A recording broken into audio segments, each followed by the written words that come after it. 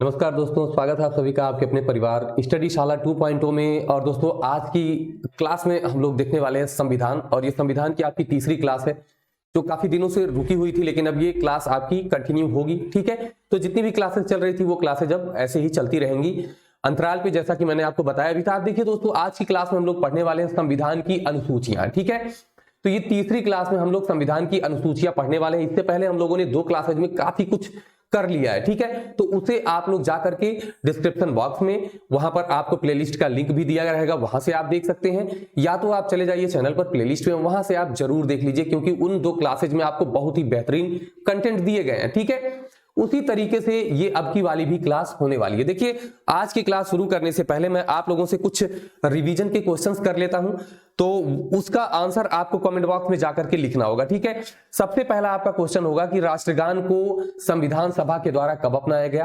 पहला प्रश्न है, इसका उत्तर आपको कमेंट बॉक्स में देना है।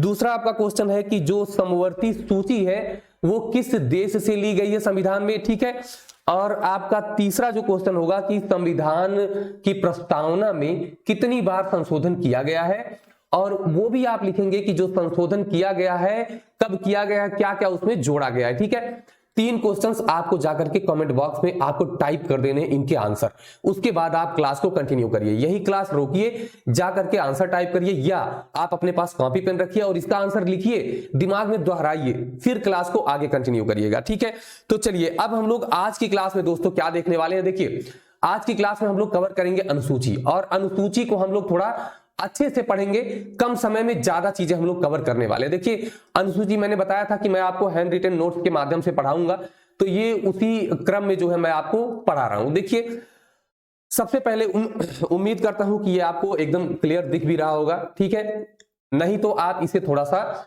जूम कर लीजिएगा। ठीक है, जूम करने का मतलब है कि आप जो है अपनी वीडियो की क्वालिटी बढ़ा लीजिएगा, जूम तो मैं ही कर सकता हूं इसको। ठीक है, चलिए अब यहां पर अनुसूची की बात हो रही है, तो अनुसूची में देखते हैं हम लोग कि कितनी अनुसूचियां हैं वर्तमान में। तो आपको पता है कि वर्तमान में संविधान में जो है 12 अनुसूचियां रखी गई हैं। ठीक है, तो क्या 12 शुरू में ही थी? तो आपको पता है कि 12 शुरू में नहीं थी। कितनी थी? तो पहले 8 थी, 4 बाद में जोड़ी गई। तो चलिए इस 12 को जो है मैंने डिवाइड कर दिया। ठीक है, तो टोटल 12 अनुसूचियों को 2 भाग में बांटा, जो 8 जो पहले जो है संविधान जब बना उसी समय थी, और बाकी की जो 4 हैं जो बाद में जोड़ी गई, तो इनको हम लोग देख लेंगे, अलग अलग करके देख रहे हैं। ठीक है, तो देखिए सबसे पहले हम लोग ये देख लेते हैं कि कैसे इनको आप याद करेंगे। ठीक है, याद करने के तरीके के साथ साथ हम लोग थोड़ा सा आगे बढ़ेंगे। तो ये जो 8 आपका जो संविधान निर्माण के समय ही थी, इसको आप कैसे याद करेंगे। देखिए, इसको 4-4 का आप जो है जोड़ा बना लीजिए, ये मैंने पहले भी आपको बताया था। तो 4-4 के जोड़े में आप इसको याद करिएगा। 4-4 का जोड़ा आप कैसे बनाएंगे। देखिए, पहली जो अनुसूची आपकी है ये है संघ राज्य व उसका क्षेत्र। ठीक है, कि मतलब किसी राज्य का विस्तार कितना होगा, किसी जो संघ क्षेत्र है उसका विस्तार कितना होगा, तो ये आपका इसमें होगा। ठीक है, दूसरा जो आपका है वेतन भत्ते, जो पदाधिकारी होंगे संविधान में, जितने भी पदाधिकारियों को सम्मिलित किया गया है उनका वेतन भत्ता होगा। तीसरे में शपथ दिया जाएगा उनका, और चौथे में राज्यसभा में सीटों का आवंटन। ये इंपॉर्टेंट है, यहां पर मैं बताऊंगा अभी कि क्या क्या चीजें इंपॉर्टेंट है। ठीक है, देखिए ध्यान से समझिएगा आप लोग। समझने वाली बात क्या है कि पहले आपको यह देखना कि पहले क्या बनेगा। पहले आपका देश बना होगा, तो आपका पहला अनुसूची हो जाएगा संघ राज्य क्षेत्र। ठीक है, दूसरा क्या होगा कि उसमें जो है कोई काम करने वाला भी तो होना चाहिए, लेकिन जो काम करने वाला आया, ठीक है, उसने पहले अपने वेतन की बात कर दी कि कितना मिलेगा हमको, तो पहला आपका राज्य बना। दूसरा जो काम करने आया उसने वेतन मांग लिया, तो दूसरे नंबर पे आपका हो गया वेतन भत्ता पेंशन जो भी मिलता है। तीसरे नंबर पर क्या हुआ, जब वेतन बात फिक्स हो गई तो उसे नियुक्त किया गया, मतलब उसको शपथ दिलाई गई। 3 चीज हो गई, पहले राज्य बना, फिर जो आया उसको वेतन दिया गया, वेतन के बाद उसको नियुक्ति की गई, मतलब उसका शपथ ग्रहण किया गया। ठीक है, अब बात होती है कि सीटों का आवंटन, कितने लोग कहां से आएंगे, तो ये आपका आएगा राज्यसभा में सीटों का आवंटन चौथे पे। तो 4 आप अभी अपने दीवार पे चिपका लीजिए। ठीक है, ये आई थिंक पेन बहुत अच्छे से नहीं चल रही है, तो ये जो है आप इसको अभी बहुत अच्छे से लिख करके चिपका लीजिएगा दीवार पे। ठीक है, 4-4 के क्रम में।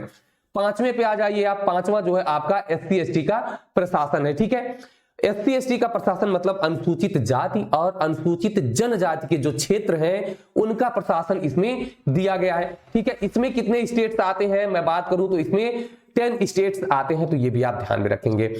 उसके बाद ये दोनों जो 5वां और 6वां जो होगा ये क्या होगा, ये दोनों जो एक SC ST से ही संबंधित है, मतलब ये इसमें जो 5वें में है ये जो है अनुसूचित जाति और जनजाति का प्रशासन दिया गया है। ठीक है, माफ कीजिएगा, 6वां जो आपका है 6वीं अनुसूची में क्या दिया गया है, केवल 4 असम, मेघालय, त्रिपुरा, मिजोरम, पूर्वोत्तर भारत के 4 राज्यों के बारे में दिया गया है। ठीक है, उनका प्रशासन तो AMTM असम, मेघालय, त्रिपुरा, मिजोरम, तो ये आप 2-4 बार रटेंगे, दीवार पे लिखिए, चिपकाइए। ठीक है, आपका तैयार हो जाएगा, क्योंकि यहां से 1 नंबर आपका एकदम फिक्स हो सकता है, क्योंकि यहां से क्वेश्चन सब पूछे जाते हैं। ठीक है, आगे अगर हम बात करें, देखिए 7वीं जो अनुसूची है 7वीं शक्तियों का बंटवारा कैसे याद करेंगे, 7 शक्ति, 7 से 7, 7 से शक्ति, तो 7वें में क्या हो जाएगा, शक्तियां हो जाएंगी, मतलब कि इसमें शक्तियों का बंटवारा 3 जो है सूची बना करके, कौन सी, केंद्र या संघ सूची जिसे कहते हैं, राज्य सूची और समवर्ती सूची, 3 बना करके जो है शक्तियों का बंटवारा कर दिया गया। ठीक है, उसके बाद है भारत की भाषाएं, 8वीं अनुसूची आपकी क्या होंगी, भारत की भाषाएं। अभी मैं आगे इसको बताऊंगा कि कैसे आपको याद करना है, तो थोड़ा सा मैं यहां पे आपको बताता हूं कि कैसे आप याद करेंगे। देखिए भाषा को आप अंग्रेजी में क्या कहते हैं, लैंग्वेज, LANGUAGE, भाषा को क्या कहते हैं, लैंग्वेज कहते हैं। तो लैंग्वेज की अगर बात करें तो कितने इसमें अक्षर हो गए, 4 4 8, बस यही से आपको पकड़ लेना है। लैंग्वेज भाषा मतलब 8 अक्षर हो गए, तो 8वीं अनुसूची। आपको तो ये पता ही है कि 7वीं 8वीं में से है, लेकिन कंफ्यूज हो जाते हैं, तो लैंग्वेज के आप सब अक्षरों को गिन लीजिए। ठीक है, उसके बाद जो आपका सबसे इंपॉर्टेंट आता है, वो जो 4 बाद में जोड़ी गई हैं वो सबसे इंपॉर्टेंट, यहां से तो क्वेश्चन पूछे ही जाते हैं। ठीक है, तो 1 नंबर अगर आपको एकदम अच्छा करना है तो ये आपको याद कर लेना। देखिए कैसे, 9वां जो जोड़ा गया था, ठीक है, 9वीं अनुसूची में है संपत्ति अधिग्रहण, तो ये आप यहां से ऐसे याद करिए कि जब आपका 4 जो जोड़ा गया उसमें आएगा तो पहला संपत्ति अधिग्रहण की विधियां दी गई हैं। 10वां क्या है, दा से 10, दा से दल बदल, जैसे 7 से शक्ति आपने किया था वैसे 10 से दा से 10, दा से दल बदल कानून हो गया कि कोई जो पार्टी बदलते हैं, विधायक, नेता, मंत्री जो भी पार्टी बदलते हैं, इसी जो है अनुसूची के हिसाब से बदलते हैं। 11वां जो है पंचायती राज है, और जो है 12वां है नगर निकाय या नगर निगम या शहरों का स्थानीय जो स्वशासन है उसके बारे में दिया गया है। इसको आप कैसे याद करेंगे, देखिए ये आप दल बदल तक तो आप आ ही गए। आपको पता है कि सबसे लास्ट में नगर निगम वाला और पंचायती राज वाला जोड़ा गया। कंफ्यूजन कहां होता है, कंफ्यूज लोग होते हैं कि नगर निगम 11वां है कि 12वां है, पंचायती राज 11वां है कि 12वां है। तो आपको याद करना है पान, ठीक है, पान तो पहले पंचायती राज फिर नगर निगम, तो पान से पंचायती राज, नगर निगम, पा से पंचायती राज, ना से नगर निगम, तो आपको याद करना है पहले पंचायती राज फिर नगर निगम, 11वां पंचायती राज, 12वां नगर निगम। ठीक है, तो ये आप 12वीं अनुसूची इस तरीके से याद कर सकते हैं। 4-4 का आप ग्रुप बना लीजिए, ठीक है, डन है। अब एक एक के बारे में हम लोग धीरे धीरे पढ़ लेते हैं, थोड़ा सा आराम से चलेंगे, कम समय में ज्यादा चीजें कवर कर लेंगे। ठीक है, देखिए जो आपकी पहली अनुसूची है संघ राज्य व उसका क्षेत्र, अब इसमें देखिए ध्यान दीजिएगा, अब जब भाग आप पढ़ेंगे तो वहां पर पहला अनुच्छेद आपको मिलेगा कि जो भारत है राज्यों का संघ है, ठीक है, और पहली अनुसूची संघ राज्य व उसका क्षेत्र दिया गया, मतलब जो केंद्र शासित प्रदेश है, राज्य है, उनका और उनके क्षेत्र के बारे में दिया है। अब यहां पर प्रश्न बनता है, अब तो ये प्रश्न ऐसी परीक्षाओं में पूछा भी जा सकता है, सुपर टेट जैसी परीक्षाओं में, कि कितने केंद्र शासित प्रदेश, कितने वर्तमान में राज्य हैं। तो अभी जो जम्मू कश्मीर, देखिए अभी तक 29 थे, ठीक है, तो जब जम्मू कश्मीर का विघटन हुआ है तो क्या हुआ, तब दोस्तों आपका जो है 29 से 28 हो गए, 2 केंद्र शासित प्रदेश वहां से निकले। अब यहां पर क्या है, दादर नगर हवेली और दमन दीव को मिलाकर के 1 कर दिया गया। पहले क्या था, पहले ये दोस्तों आपका कितना था, पहले था आपका 7, जब उनको मिलाकर के 1 कर दिया गया तो वो 6 होके और ये 2 जुड़े तो ये 8 हो गए। ठीक है, जो आपका लद्दाख और जम्मू कश्मीर 2 क्षेत्र बने, आपके जो केंद्र शासित प्रदेश बने। तो अब वर्तमान में आप ध्यान रखिएगा कि 28 राज्य हैं, 8 केंद्र शासित प्रदेश हैं, टोटल मिला के 36। अगर संघ राज्य क्षेत्र पूरा पूछे तो आप 36 तुरंत समझ जाएंगे। ठीक है, तो पहले वाले में कितना है, 36, ये आप ध्यान में रखेंगे। दूसरी अनुसूची की बात करते हैं। आपको याद कराया गया, कैसे याद करना ये आपको इतना पता चल चुका है। दूसरी अनुसूची की हम बात कर लेते हैं। तो दूसरी अनुसूची में क्या था, पहले राज्य बना, राज्य बनने के बाद उसमें आपने नियुक्ति की बात की। तो नियुक्ति जो आया, नियुक्ति लेने कहा भैया पहले पैसा आप बता दीजिए मेरा कितना मिलेगा, तो फिर उसमें तुरंत प्रावधान कर दिया गया। या आप ये समझ सकते हैं नेता मंत्री भैया पहले पैसा ही मांगते हैं, ठीक है, या जो भी हो उसमें पहले पैसा ही देना पड़ता है। तो यहां पे आपको ये समझ लेना है कि द्वितीय अनुसूची में पहले वेतन भत्ते की बात हो गई, ठीक है। तो वेतन भत्ते जो भारतीय राज्य व्यवस्था के पदाधिकारी हैं उनके वेतन भत्ते पेंशन की व्यवस्था, जैसे राष्ट्रपति हैं, प्रधानमंत्री हैं, राज्यपाल हैं, इन मुख्यमंत्री हैं, इन सर्वोच्च न्यायालय के न्यायाधीश हैं, ठीक है। तो इन सभी न्यायालयों के न्यायाधीश, उच्चतम न्यायालय, उच्च न्यायालय, सबके, तो ये सभी पदाधिकारियों के वेतन भत्ते कहां पर, दूसरी अनुसूची में दे दिया गया। अब बात करते हैं तीसरी अनुसूची की। वेतन भत्ते तो मिल गए, अब नियुक्ति हो जाएगी। नियुक्ति होगी तो शपथ भी तो लेना पड़ता है। तो जो शपथ दिया गया वो तृतीय अनुसूची में दे दिया गया। शपथ ग्रहण की व्यवस्था कहां पर है, तृतीय अनुसूची में। जितने भी पदाधिकारी होंगे वो तृतीय अनुसूची के तहत शपथ ग्रहण करेंगे, ठीक है। तो ये आपको पता चल गया इतना। अब चौथा क्या है, चौथा आपको पता है दोस्तों, देखिए चौथे में आपने देखा था कि जो चौथा था, अब जब नियुक्ति हो गई तो किस क्षेत्र से कितने आएंगे, यहां से प्रश्न बनते हैं। कैसे कैसे प्रश्न आपसे बनेंगे ये देखिए। पहली चीज है कि ये जो सीटों का आवंटन है ये राज्यसभा में, लोकसभा में नहीं है। पहला प्रश्न बनता है कि जो चौथी अनुसूची है इसमें क्या है, तो राज्यसभा में सीटों का आवंटन, लोकसभा में सीटों का आवंटन, विधानसभा में सीटों का आवंटन, विधान परिषद में सीटों का आवंटन। तो आप तुरंत लगाएंगे कि राज्यसभा में सीटों का आवंटन। प्रश्न पूछा भी जा चुका है। उसके बाद आपसे पूछा जाएगा कि जो राज्यसभा में सदस्य चुने जाते हैं वो कहां कहां से चुने जाते हैं, केवल राज्य से या केंद्र शासित प्रदेश से या दोनों से। तो कहां से, राज्य और संघ क्षेत्र मतलब केंद्र शासित प्रदेश, दोनों जगह से चुने जाते हैं। दो क्वेश्चंस यहां पर आपके ये इंपॉर्टेंट बनते हैं जो परीक्षा में पूछे जा चुके हैं, ठीक है। पीसीएस की परीक्षा में ये प्रश्न पूछा जा चुका है, तो ये ध्यान में रखेंगे आप, ठीक। तो चौथी अनुसूची आपका हो गया कि राज्यसभा में सीटों का आवंटन, ठीक है। अब देखते हैं कैसे आपको याद रखना है। तो चौथी मतलब 4, FOUR, और आर से आप तुरंत याद करिए राज्यसभा, ठीक है। अगर आपको यह कंफ्यूजन होता है कि लोकसभा या राज्यसभा, तो 4 मतलब चौथी, आर से राज्यसभा, लोकसभा नहीं, ठीक है। अब पांचवी अनुसूची की बात करें तो देखिए पांचवी छठी आपको मैंने बताया था कि दोनों आपको ध्यान में रखना है, SC ST से रिलेटेड है। लेकिन जो पांचवी अनुसूची है इसमें जो SC ST है तो ये पूरा दे दिया गया है कि SC ST क्षेत्र का प्रशासन है। लेकिन जो छठी अनुसूची है इसमें आपको दिया गया पूर्वोत्तर भारत के, ठीक है। ये जो यहां पर है इसमें कोई नहीं है पूर्वोत्तर भारत, लेकिन इसमें जो है इसमें पूर्वोत्तर भारत के राज्यों का दिया गया है, ठीक है।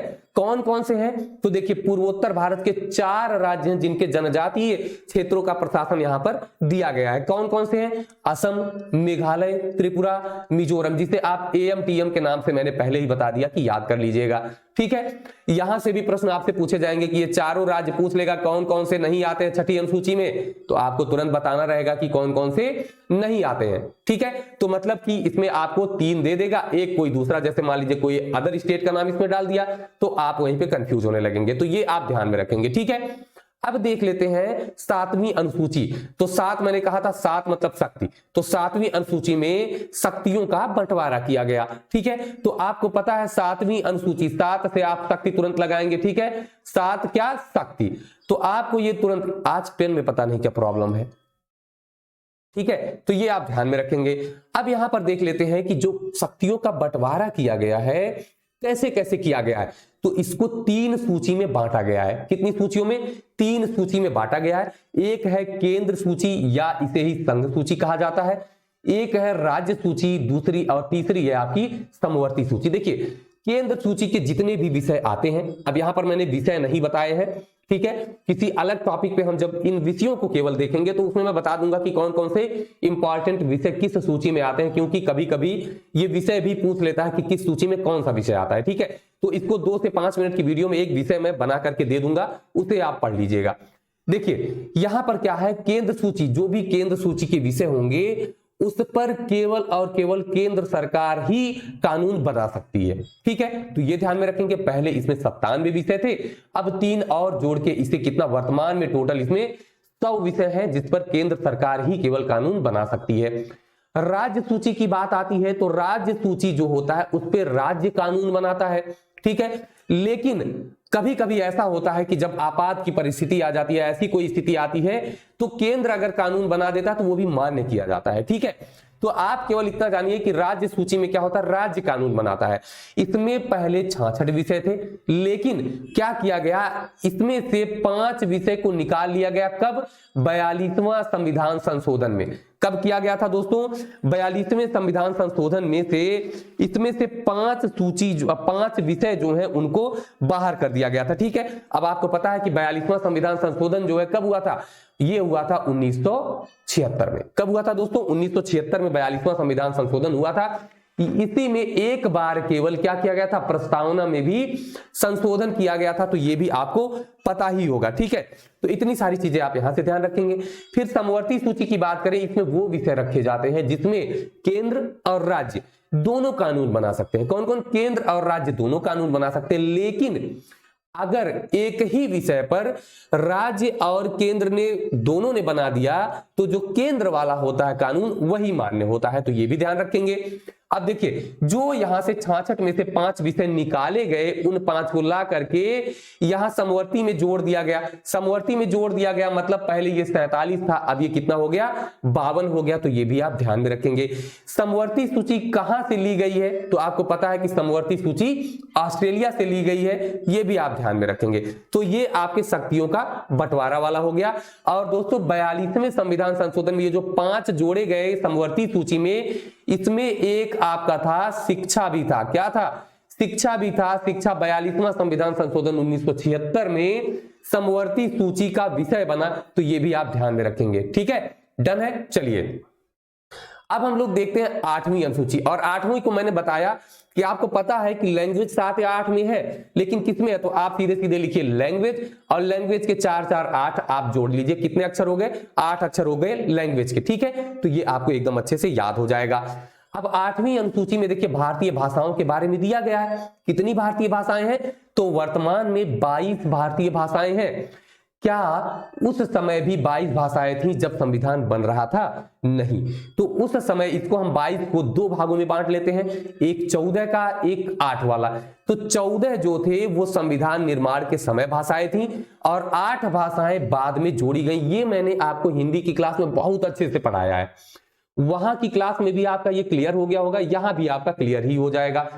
14 जो भाषाएं हैं ये संविधान लागू होने के समय ही जोड़ी गई थी। अब इन 14 भाषाओं को नहीं पूछा जाता है, ठीक है। तो ये आप ध्यान रखेंगे कि इनमें से तो नहीं पूछा जाता है, बाकी इनका क्षेत्र क्या क्या है मैं ये भी आपको समझा दूंगा, ठीक है। तो ये देखिए 14 भाषाओं के बारे में आपसे नहीं पूछता, केवल ये आपसे पूछेगा राजस्थानी जो है, ठीक है, उसे इन 22 भाषाओं में सम्मिलित नहीं किया गया है, तो ये आप ध्यान में रखेंगे, ठीक है। अब देखिए, तो 14 तो उस समय थे, पूछता आपसे है जो 8 बाद में जोड़ी गई हैं, इन भाषाओं के बारे में आपसे पूछता है, ठीक है। तो देखिए इन 8 को हम अलग अलग कर लेते हैं। 8 को 1, 3 और 4 इनमें बांट लीजिए, ठीक है। तो जो पहली भाषा इसमें जोड़ी गई थी वो कब जोड़ी गई थी? ये जोड़ी गई थी सिंधी 21वां संविधान संशोधन 1967 में। और जो 3 भाषाएं जोड़ी गई थी एक साथ, कब जोड़ी गई थी? 71वां संविधान संशोधन 1992। कैसे याद करेंगे? नमक, नमक, न मां के नमक, ठीक है, न मां के नमक याद करेंगे आप। तो न से क्या हो जाएगा? नेपाली, मां से मणिपुरी और का से कोंकणी।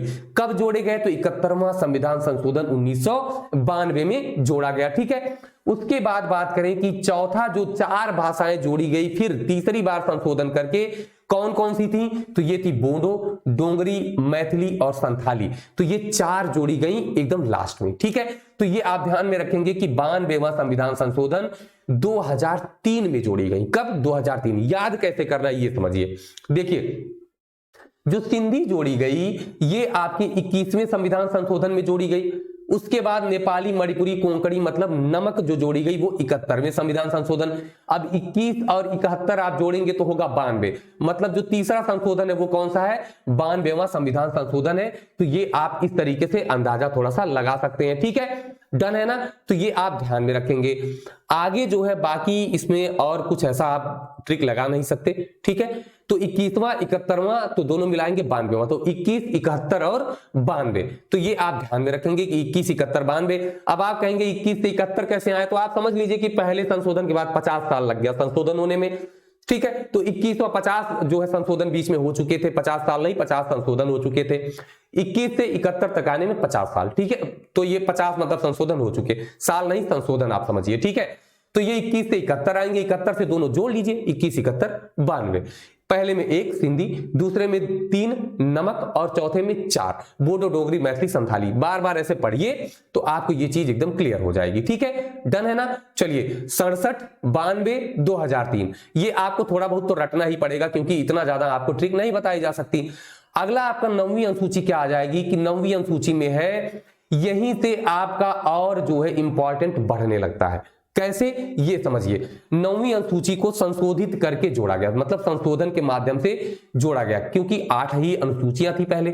अब कब जोड़ा गया, क्या है इसमें प्रावधान, ये आपको समझना है। तो ये जो है 9वीं अनुसूची पहले संविधान संशोधन के द्वारा 1951 में ही जोड़ दी गई, ठीक है। 26 जनवरी 1950 को पूर्णतः लागू हुआ और 1951 में संशोधन शुरू हो गया, ठीक है। पहला संशोधन हुआ और ये आपको क्या मिला, इसमें आपको 9वीं अनुसूची जोड़ के दे दी गई। उसमें क्या कहा गया कि संपत्ति अधिग्रहण की विधियों के बारे में बताया गया। इस अनुसूची को जो सरकार है ना, उसका लॉकर भी कहा जाता था। क्या लॉकर कहा जाता था, क्यों? लॉकर में आप कोई भी चीज डाल दीजिए तो वो सुरक्षित, कोई खोल नहीं पाएगा। इसी तरीके से जो भी विषय 9वीं अनुसूची में डाल दिए जाते हैं उन विषय पर कोई भी सुनवाई नहीं होती है। ये यहां पर देखिए लिखा गया है, इनमें रखे गए विषयों को न्यायालय में चुनौती नहीं दी जा सकती। लेकिन अब क्या हुआ, यहां पर जो है जनवरी 2007 में सुप्रीम कोर्ट ने एक निर्णय दिया कि यदि कोई ऐसा विषय है जिसको 9वीं अनुसूची में रख दिया गया है जिसमें अधिकारों का, जो मौलिक अधिकार है उनका उल्लंघन हो रहा है और किसी ने जो है उसे चुनौती दे दी जाकर के सुप्रीम कोर्ट में, तो फिर उस विषय का समीक्षा किया जा सकता है। किसके द्वारा? सुप्रीम कोर्ट के द्वारा।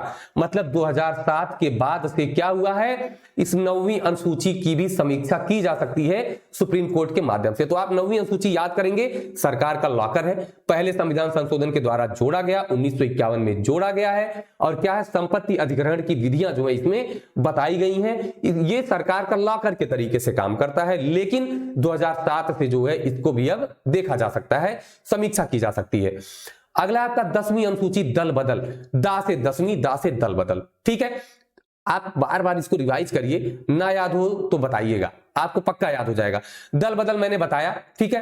कैसे याद करेंगे, याद करना है कि 1951 में पहला संशोधन हुआ, ठीक है। पहला संशोधन 1951, अब उसी 1951 में एक जोड़ लीजिए, 52 हो गया, तो 10वीं अनुसूची 52वां संविधान संशोधन, ठीक है। तो 10वीं अनुसूची 52वां संविधान संशोधन, जो 9वीं अनुसूची के संशोधन का सन था, उसके सन में जो 51 लास्ट में था उसमें एक जोड़िए 52, दल बदल कानून 52वां संविधान संशोधन, ठीक है।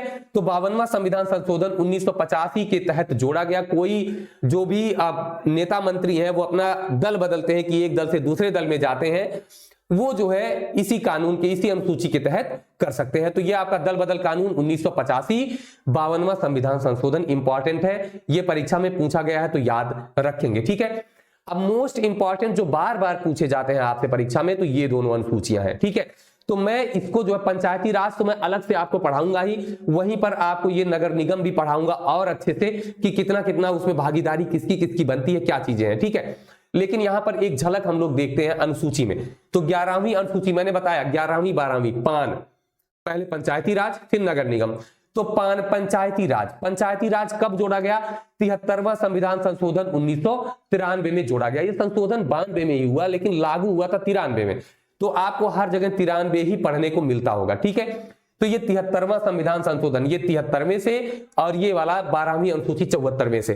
तो 73 74 ये आपको याद ही रहेगा, पान याद कर लीजिए, क्रम याद हो जाएगा, 73 74 याद कर लीजिए, ठीक है। अब यहां पर आपको और क्या चीजें समझनी है, देखिए यहां पर ये देखना है कि यहाँ 11वीं अनुसूची में पंचायती राज की व्यवस्था की गई। भाग कौन सा है, ये भाग भी पूछता है, तो भाग है 9। भाग 9 अनुच्छेद 243 और इसी में कई पार्ट बनाए गए हैं, का खा गा गा अंगा करके। ठीक है, तो ये आप ध्यान रखेंगे। 243वां अनुच्छेद है, भाग 9 में किसके बारे में? पंचायती राज के बारे में दिया गया है। पंचायती राज इस 11वीं अनुसूची में कितने विषय हैं? तो 29 विषय रखे गए, ये भी आप ध्यान रखेंगे। तो 11वीं अनुसूची 29 विषय पंचायती राज से संबंधित है। 73वां संविधान संशोधन है, 1993 है। ठीक है, तो ये ध्यान रखेंगे, भाग 9 में रखा गया है। दो समितियां बार बार पूछी जाती हैं कि जो पंचायती राज है इसमें दो समितियां, एक है बलवंत राय मेहता समिति और एक है अशोक मेहता समिति। ठीक है, तो बलवंत राय मेहता समिति जो है ये कब बनी? 1957 में। क्या है, इन्होंने कहा कि जो पंचायती राज की व्यवस्था है ये त्रिस्तरीय बनाई जाए। क्या बनाई जाए? त्रिस्तरीय बनाई जाए, मतलब पहले गांव हो, फिर ब्लॉक हो और जिला हो, त्रिस्तरीय होना चाहिए। ठीक है, तो आपसे पूछता है कि जो त्रिस्तरीय पंचायती राज है इसकी सिफारिश किस समिति के द्वारा की गई? तो वहीं पर याद रखना, बलवंत राय मेहता समिति। कौन से? बलवंत राय मेहता। तो कैसे याद करेंगे? अशोक मेहता और बलवंत राय मेहता, आपको दो ही नाम याद करने हैं। तो बलवंत राय मेहता में कितने शब्द हैं? 1 2 3, बलवंत राय और मेहता। तो त्रिस्तरीय कौन हो जाएंगे? बलवंत राय मेहता और अशोक मेहता, दो ही शब्द मिल रहे हैं इनके नाम में, तो ये हो जाएंगे दो स्तरीय वाले 1977। ठीक है, तो 1957 और 1977 दोनों याद रखेंगे आप, त्रिस्तरीय और दो स्तरीय। दो स्तरीय में ग्राम स्तर को इन्होंने कहा कि ना रखा जाए, मतलब कि किसको किसको रखा जाए? इसमें केवल रखा जाए कि जो ब्लॉक स्तर है और उसके बाद जिला वाला स्तर है। ठीक है, अब जो त्रिस्तरीय पंचायती राज व्यवस्था है सबसे पहले कहां लागू की गई?